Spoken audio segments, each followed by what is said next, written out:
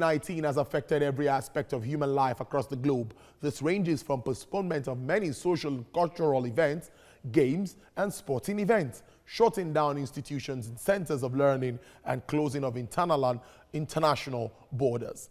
The federal government of Nigeria on March 26, 2020 declared closure of the airports and its borders to all forms of movement and transportation. It is believed that the travel restrictions cost the tourism industry alone to lost more than $200 billion globally, excluding other losses of revenue from tourism travel, and which were forecast to cost the aviation industry a total of $113 billion. GTBA reported that the business travel sector would lose $820 billion in revenue due to the COVID-19 pandemic. Africa's air transport industry economic contribution is estimated at $55.8 billion, supporting 6.2 million jobs and contributing 2.6% to gross domestic product. As a result of the coronavirus pandemic, the global travel and tourism market is predicted to see a loss of 100.8 million jobs worldwide this year. Asia Pacific region is expected to see the biggest loss with approximately 63.4 million jobs, while Europe is forecast to be the second hardest hit with a forecasted employment drop of 13 million. Predicted employment loss in the travel and tourism industry due to the coronavirus pandemic worldwide in 2020 is estimated at over 100 million US dollars. The Director General of Lagos Chamber of Commerce and Industry, Dr. Muda Yusuf, joins me now via Skype from Lagos Island for more on this discussion. Dr. Muda Yusuf, thank you very much for your time. Thank you very much, and good afternoon. Yes, let's start with the figures coming in. 1.8% growth year on year. How does this come to you, Dr. Yusuf? Well, it did not come to me as a surprise. You can see that we are beginning to witness a decline in GDP growth. The impact of the COVID-19 is yet to manifest fully. It impacted the first quarter, that's Q1, only partially, because this experience began effectively in March. So the effect has not been pronounced, but nonetheless, we have seen that there has been a decline from about 2% to 1.8% in GDP growth.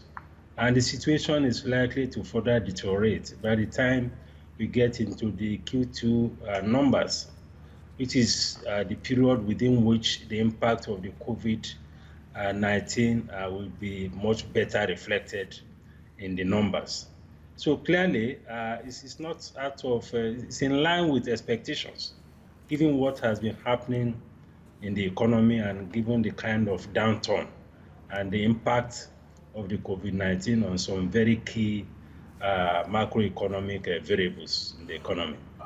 And we see that the non-oil sector was driven majorly by information technology, communications, finance and insurance, agriculture, mining, quarrying and construction. What's your reaction to all of these sectors?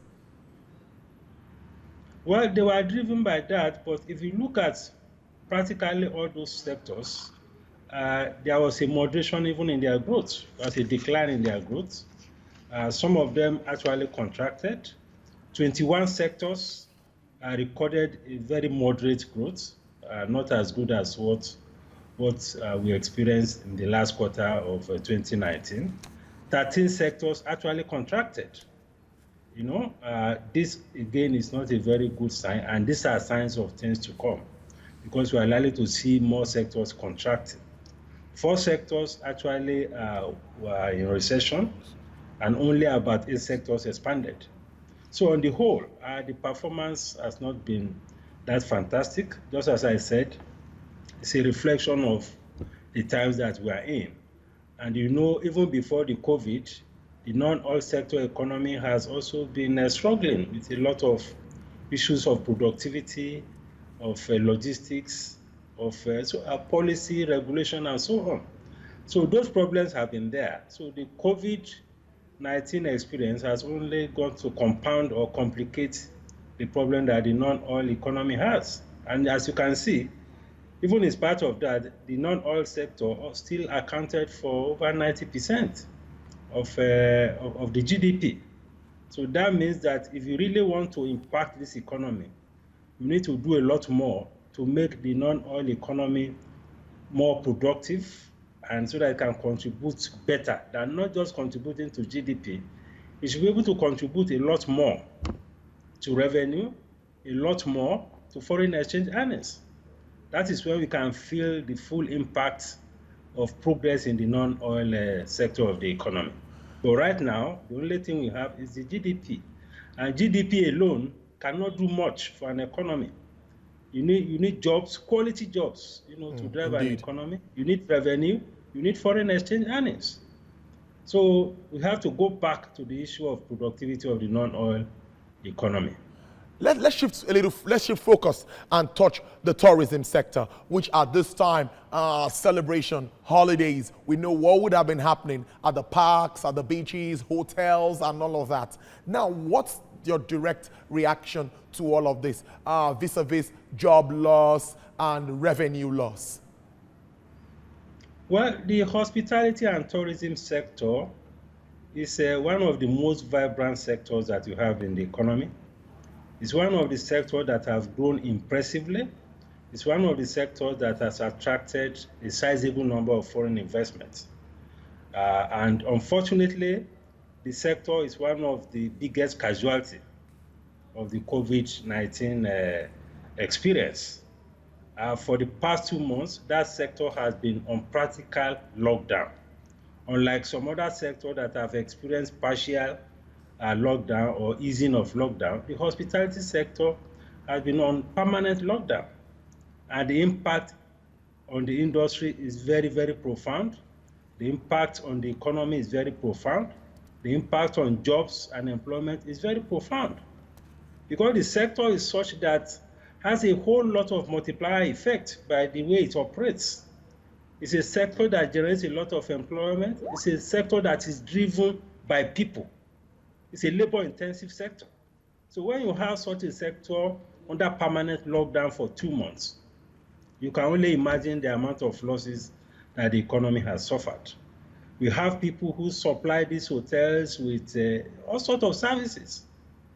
The other day I was reading in the print media how the poultry producers are complaining that there's a glut in the poultry market, glut of eggs, glut of poultry products, because the major off-takers of poultry products, the chicken and the egg and all of that, are the hospitality industry, the hotels and the restaurants. Now, to the extent that those ones are not opening, it has affected a major component of the agricultural sector. So when we do things, I think we should also realize the impact of policy on some other sectors of the economy. We should have a broader view, a general equilibrium view of the economy, so that we're able to appreciate the disruption and the damage some of the measures we take has. Of course, it is good to contain the virus and all of that, but we should do it in a very measured way. DG, allow me to please interject you. Yes, I agree with you. Now, you've also talked about containing the virus. Now, moving forward, what do you think would be done to at least address some of these challenges that these sectors will face? Because definitely, until there's a vaccine, there might still be some challenges with regards to this sector. Let's run it up on that note. Well, this pandemic is going to be with us for some time. So we cannot perpetually continue to lock down any sector. What is important is what the government is doing. The Lagos State government, for instance, is already coming up with guidelines on reopening of some of these sectors.